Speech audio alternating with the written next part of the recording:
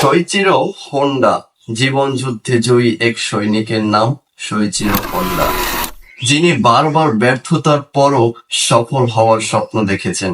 ছোটবেলা থেকে কলকাতা নিয়ে কাজ করতে ভালোবাসতেন তিনি।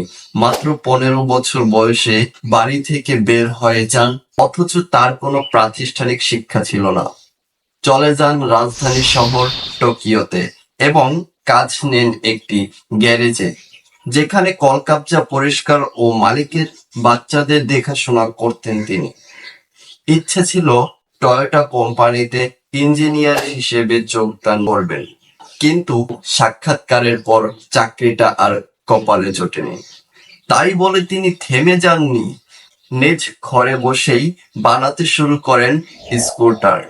চেষ্টার ত্রুটি না করে রাতের পর রাত নিরলস পরিশ্রম করে যান এবং 1946 সালে তৈরি করেন মোটর চালিত সাইকেল এবং 1948 সালে প্রতিষ্ঠা করেন হোন্ডা মোটর কোম্পানি।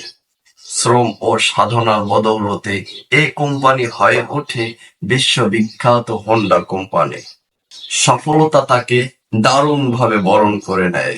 তাহলে চিন্তা করেছেন সফলতা কিভাবে আসে?